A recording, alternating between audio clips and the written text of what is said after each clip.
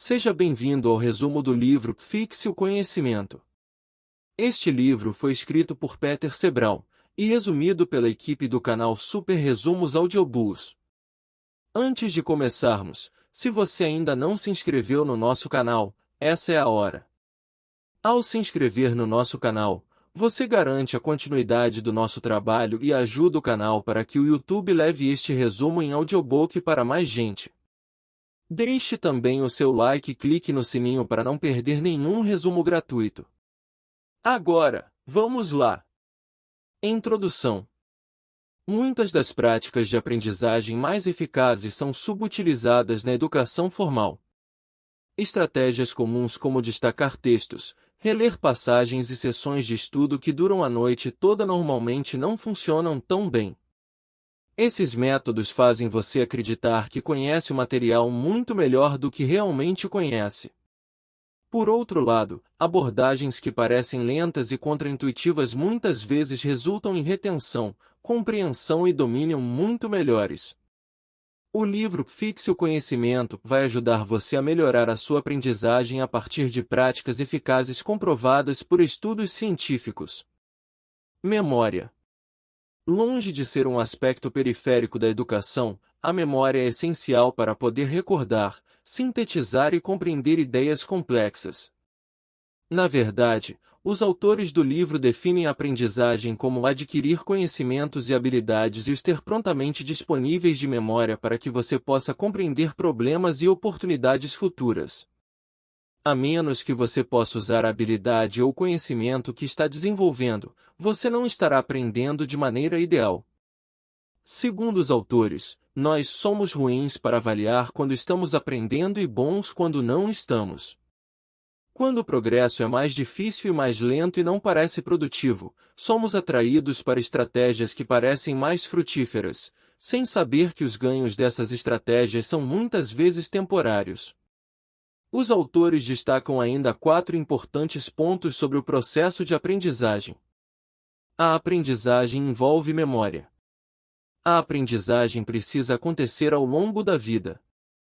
A aprendizagem é uma habilidade adquirida.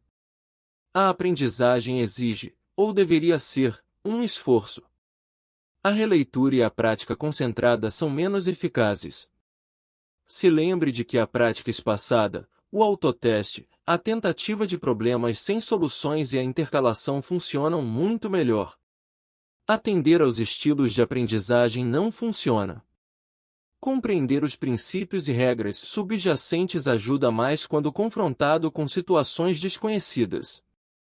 A elaboração solidifica a compreensão, pois você explica um conceito usando exemplos e detalhes que observou. Para os autores, as pessoas que aprendem a extrair as ideias-chave de novos materiais e a organizar tudo num modelo mental, além de ligar esse modelo ao conhecimento prévio, mostram uma vantagem na aprendizagem de domínio complexo. Deveríamos parar de ver o teste como um ato fútil de memorização e começar a conceber ele como um ato de recuperação. Dessa forma, torna-se uma ferramenta de aprendizagem. A reflexão é uma forma de prática e envolve vários exercícios cognitivos, recuperação de aprendizagem e experiência anteriores, ensaio mental e visualização. Lembrar o que você aprendeu e o pensamento criativo não são mutuamente exclusivos. Tanto a recuperação quanto a imaginação são necessárias. O melhor guia para não esquecer do que aprendeu: faça a primeira revisão logo após os estudos, cerca de 15 a 20 minutos depois. Faça uma segunda revisão 7 dias depois do primeiro estudo. Segundo os autores, esforços e contratempos, como em qualquer videogame de ação ou nova manobra de bicicleta, são essenciais se você quiser superar seu nível atual de desempenho em direção à verdadeira experiência. Cometer erros e corrigi-los constrói pontes para o aprendizado avançado. Os autores destacam também o efeito de geração, que é o fenômeno pelo qual os indivíduos têm melhores memórias quando geram ideias em suas próprias mentes, ao invés de ler essas ideias. Num estudo de 2007, os questionários surpresa como principal forma de avaliação num curso fizeram com que os alunos se sentissem ameaçados e diminuíssem a frequência. Fazer menos testes também não ajudou. No entanto, vários questionários de baixo risco, espaçados ao longo do período, levaram a taxas mais altas de retenção e frequência.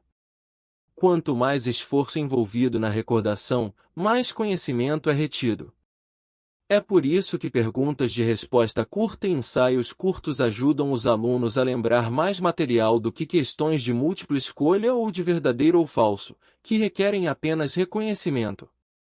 O feedback tardio contribui para uma melhor recordação, em oposição ao feedback imediato, que pode se tornar uma espécie de muleta. Na aprendizagem cinética, como fazer lances livres ou balançar um taco de golfe, o atraso entre a ação e o resultado pode tornar a prática difícil, mas estimula a aprendizagem mais do que se os resultados fossem imediatos. O feedback imediato é como ter rodinhas em uma bicicleta. Elas acabam sendo o estado padrão, em vez de melhorar o desempenho. Robert Bork cunhou o termo dificuldade desejável para abordar a importância do desafio quando se trata de certas facetas da aprendizagem. A recuperação é mais eficaz na promoção da retenção quando é mais difícil. Por outro lado, quanto mais fácil for recuperar algo, menor será o efeito na melhoria da memória. Estágios da aprendizagem. A aprendizagem envolve 3 estágios básicos: codificação, consolidação e recuperação. A codificação ocorre quando você processa a linguagem e os movimentos observados em sinais em seu cérebro que formam representações mentais ou impressões do que está sendo aprendido. A consolidação ocorre quando você solidifica essas representações e padrões codificados por meio de espaçamento, prática variada e sono. A recuperação ocorre quando você traz esses padrões de volta à memória de trabalho para realizar uma tarefa ou responder a uma pergunta. Embora tenhamos uma capacidade quase infinita de memória consolidada, só temos acesso a uma certa quantidade delas em um determinado momento. Você pode fazer algumas perguntas para encorajar a geração de memória e a recuperação do aprendizado. Quais são as ideias-chave? Quais são alguns exemplos? Como isso se relaciona com o que eu já sei? Após uma experiência em que você pratica novos conhecimentos ou habilidades, você pode perguntar: o que deu certo? O que poderia ter sido melhor? O que preciso aprender para dominar melhor? Ou que estratégias posso usar na próxima vez para obter melhores resultados? Distorções de memória, ilusões perceptivas e a nossa fome de narrativa nos levam a tomar decisões erradas ou a não compreender a realidade tal como ela é. Como a memória é uma reconstrução, muitas vezes perdemos certos detalhes e precisamos preencher as lacunas do nosso conhecimento com histórias que se ajustem à nossa identidade. O viés retrospectivo. O viés retrospectivo ocorre quando superestimamos nossas capacidades preditivas após a ocorrência de um evento, enquanto ilusões de fluência surgem quando acreditamos falsamente que temos uma compreensão firme da informação porque fomos repetidamente expostos a ela. Os especialistas muitas vezes são vítimas da maldição do conhecimento, subestimando quanto tempo levará para alguém novo na área aprender uma habilidade ou conceito desconhecido. Eles simplesmente não conseguem se colocar no lugar de um novato e estão desconectados da luta e do esforço necessários para aprender o básico. Do ponto de vista da aprendizagem, o livro Rápido e Devagar, de Daniel Kahneman, sintetiza o processo em 2 sistemas. O sistema 2 de Kahneman, o modo de pensar mais lento e metódico, pode treinar e programar o sistema 1, intuitivo e rápido, para executar bem as tarefas mais difíceis. Aprendizagem centrada no aluno. Para os autores, a aprendizagem centrada no aluno é louvável, mas carece de eficácia, porque os alunos não são capazes de implementar os melhores métodos de aprendizagem sem orientação e estrutura. Modelos mentais. Os modelos mentais são como aplicativos de smartphone para o seu cérebro, servindo para organizar melhor as ideias. No processo de aprendizagem, há de se destacar o efeito do falso consenso, acreditar que todos ao seu redor concordam com suas posições e veem as coisas como você. quando, na verdade, sua perspectiva é idiosincrática e diferente da de outras pessoas. O efeito Dunning-Kruger pode ser combatido com treinamento de julgamento e metacognição. As histórias que criamos para nos compreender tornam-se as narrativas das nossas vidas, explicando os acidentes e escolhas que nos trouxeram onde estamos, no que sou bom, o que mais me importa e para onde estou indo. Uma parte significativa das habilidades de uma pessoa vem de como ela se percebe e de seu senso de autoeficácia. Reconhecer padrões e regras subjacentes ao receber feedback é a marca registrada de um aluno bem-sucedido. Bruce Henry tinha inteligência de rua, o que equivale à formação de modelos mentais precisos baseados em experiências. O risco, aliado ao tipo certo de conhecimento, pode levar a sucessos extraordinários. O método de instrução entre pares. A instrução entre pares faz com que os alunos leiam em casa. Eles vêm para a aula, pensam sozinhos em um exemplo relevante e depois formam grupos para tentar chegar a um acordo. O material é revisitado em classe, antes de fazer uma pesquisa com os alunos para ver se seu pensamento mudou. Os estilos de aprendizagem. Para os autores, os 4 estilos de aprendizagem, assim como as 8 inteligências de Gardner, muitas vezes citadas pelos gurus de aprendizado, carecem de respaldo científico. No entanto, existe uma teoria das inteligências múltiplas que tem algumas evidências por trás dela, o que inclui a inteligência prática, analítica e criativa. Só porque um aluno está atrasado em uma área específica, como inteligência analítica, não significa que ele não possa desenvolver domínio nela em seu próprio ritmo. Os testes dinâmicos visam revelar pontos fracos e promover o crescimento nessas áreas. Ele envolve 3 etapas. Um teste de compreensão ou habilidade que demonstra erros. A prática, recuperação e outras técnicas de aprendizagem eficazes. E mais testes, focados no que foi aprendido, mas também onde é necessário mais crescimento. Conhecimento e domínio do conhecimento. Para os autores, conhecimento não é conhecimento até que você compreenda os princípios subjacentes em ação e consiga os encaixar em uma estrutura maior do que a soma de suas partes.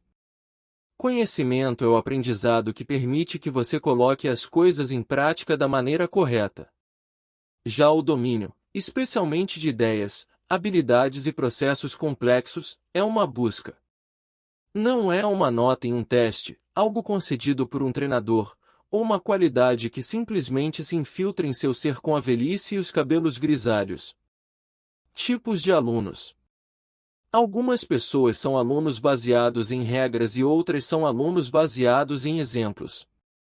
Alunos baseados em regras tendem a ser alunos baseados em alta estrutura também. Eles inferem regras a partir de exemplos e constroem habilmente modelos mentais do material aprendido. Os alunos baseados em exemplos estão numa posição inferior na escala de construção de estruturas e beneficiam da observação de mais do que um exemplo de cada vez e da referência contínua às ideias e princípios principais, perguntando: quais são as regras em jogo aqui? Quais são as forças motrizes? O teste do marshmallow de Walter Mischel é uma metáfora precisa para a nossa capacidade de aprender. Somos dotados de uma certa medida de DNA que influencia a nossa aptidão e a nossa biologia, mas o foco e a autodisciplina também desempenham um papel importante na determinação do quão bem aprendemos. Todo conhecimento e representações mentais são armazenados fisicamente.